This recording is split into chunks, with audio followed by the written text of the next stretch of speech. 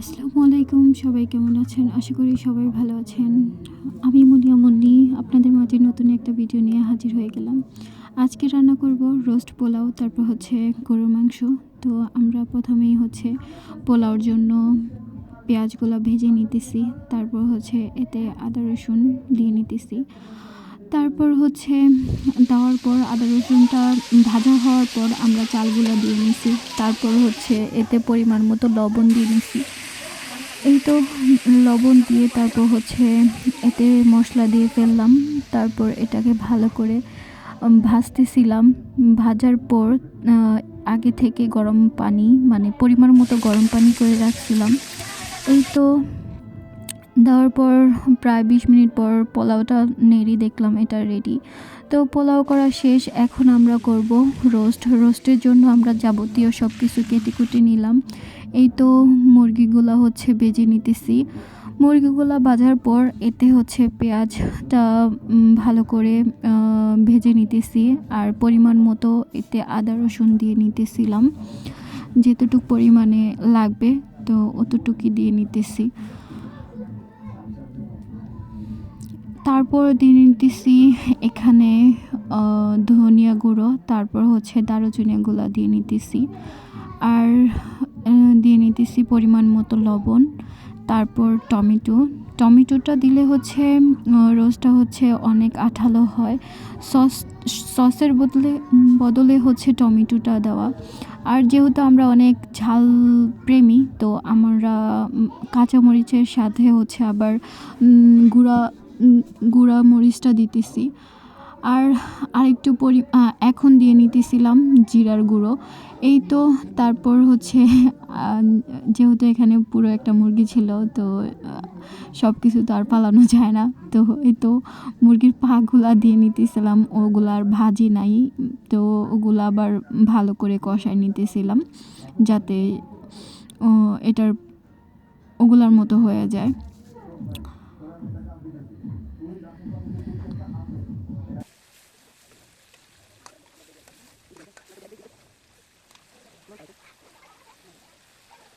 তারপর সবগুলো মুরগি আগে থেকে বেঁচে রাখা মুরগিগুলো দিয়ে নিতেছি। দিয়ে তারপর আবার ভালো করে এটাকে মিক্স করে নিতেছি। মিক্স করে আর এখন হচ্ছে গরুর দুধ আর লেবু চিপে রাখা এটা দিয়ে নিলাম একসাথে মিক্স করে। তারপর এটাকে আবার এতে হচ্ছে পরিমাণ মতো পানি দিয়ে ফেলছি। দেওয়ার পর এখন দিব হচ্ছে রোস্টের মশলা। তো এখানে যতটুকু লাগবে, যেহেতু একটা মুরগি তো সবটাই লাগবে, তো আমরা হচ্ছে পুরোটা দিয়ে ফেললাম।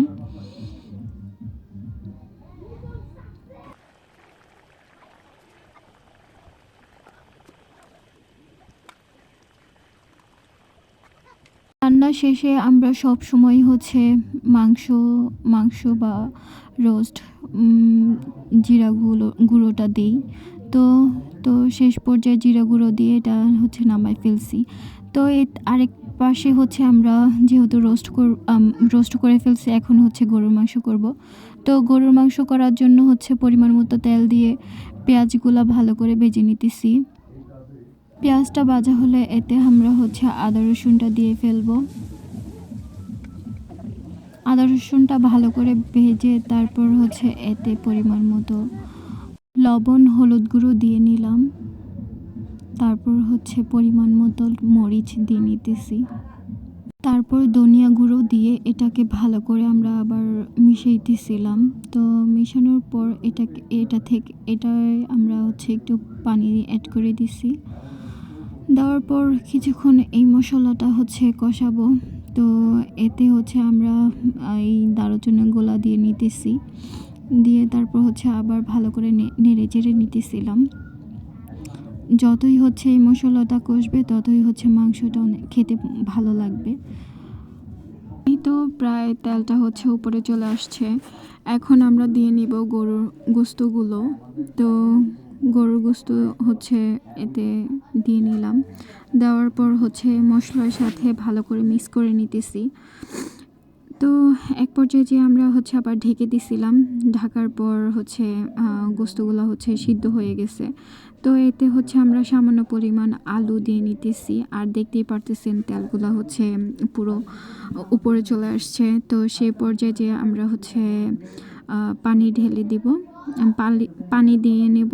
তারপর এই তো এটা সিদ্ধ হওয়ার জন্য আমরা রেখে দিলাম। তো সিদ্ধ হওয়ার পর আমরা হচ্ছে এতে জিরের গুঁড়ো দিয়ে নিলাম। তো আমরা সব সময়ই হচ্ছে জিরার গুঁড়োটা পরে দিই। আজকে আমাদের রান্নাটা কেমন হয়েছে সবাই জানাবেন কমেন্ট করে।